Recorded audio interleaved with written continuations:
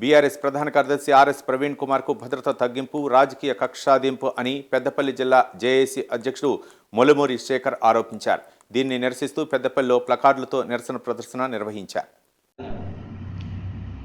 ఈరోజు ఏదైతే doctor RS Praveen Kumar గారి సెక్యూరిటీని అదేవిధంగా బుల్లెట్ ప్రూఫ్ కార్ను తొలగించడం జరిగింది. అధికారికంగా ఉన్న సెక్యూరిటీ సిబ్బందిని కావాలని ఈ గవర్నమెంట్ చేతగాని గవర్నమెంట్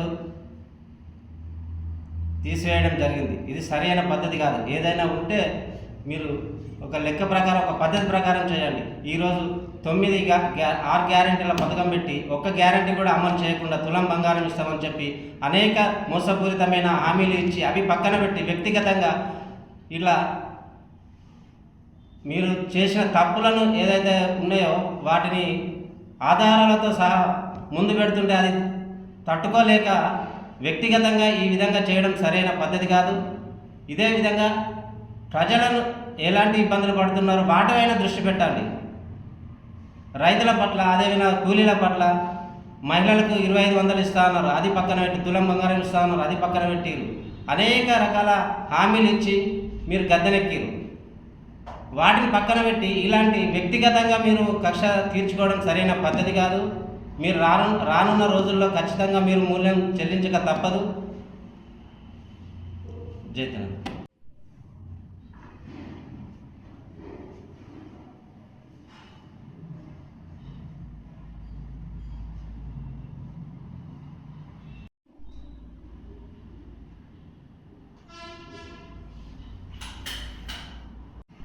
తెలంగాణ ప్రజలందరికీ కూడా నమస్కారం. ఈరోజు మన ముఖ్యమంత్రి యనుమల రేవంత్ రెడ్డి గారు ఒక dynamic officer RS Praveen Kumar sir మీద విపరీతమైన కుట్ర చేస్తుండు, హత్యాయత్నానికి ప్రయత్నం చేస్తుండు. ఎందుకనంటే తనకున్న భద్రతను తొలగించి హత్యాయత్నానికి ప్లాన్ చేశారు. బండి సంజయ్ను రేవంత్ రెడ్డి ఇద్దరు కూడా ప్లాన్ చేసి ఈరోజు అధికారం ఉందని చెప్పి భద్రతను తొలగించడం మాత్రం ఇది చాలా సిగ్గుసేటు.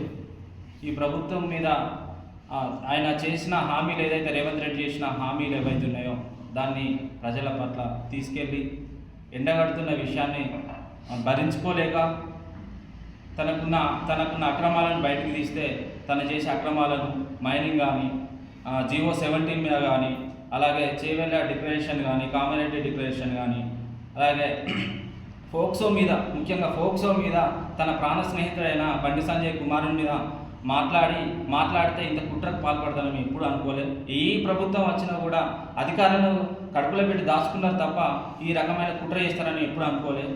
ఇది రేవంత్ రెడ్డి గారు ప్రతి సభలో మా పాలమూరు బిడ్డ అని చెప్పుకునే ప్రవీణ్ కుమార్ సార్ను పాలమూరు బిడ్డనే హత్యాయత్నానికి కుట్ర చేసి ఇది చూస్తే మొత్తం తెలుస్తుంది. ఇట్లాంటి చిల్లర రాజకీయాలు మానుకొని ఆయనకి ఇచ్చిన రాజ్యాంగబద్ధమైన సెక్యూరిటీ ఏదైతే ఉన్నదో దాన్ని వెంటనే మరి ఆ ఎక్స్ కేటగిరీని వెంటనే భద్రత ఇవ్వాలని మేము పెద్దపల్లి నుంచి డిమాండ్ చేస్తున్నాం. అలాగే ఏదైతే మేము పోటీ చేస్తే మాదిగ సామాజిక వర్గం వచ్చి ముందుంటుంది, నేనే పెద్ద మాదిగను, మేము రెడ్లము, వాళ్ళు కూటమి రెడ్లము అని చెప్పుకునే నువ్వు ఈరోజు మాదిగ సామాజిక వర్గానికి అన్యాయం చేస్తానని స్పష్టంగా ఇక్కడ అర్థమవుతుంది. కాబట్టి వెంటనే ఆర్ఎస్పీకి ఏమైనా చీమ చిటుకు ఏమైనా జరిగినా కూడా రేవంత్ రెడ్డి ప్రభుత్వాన్ని మొత్తం ఎక్కడ తిరిగినా కూడా మేము అగ్నిగుండం చేస్తాం, మీ అసెంబ్లీ ఇండ్లను ముట్టడిస్తాం, అసెంబ్లీని ముట్టడిస్తాం. ఈ సందర్భంగా హెచ్చరిస్తూ తనకు వెంటనే భద్రత కల్పించాలని ఈ సందర్భంగా నేను హెచ్చరిస్తున్నాను.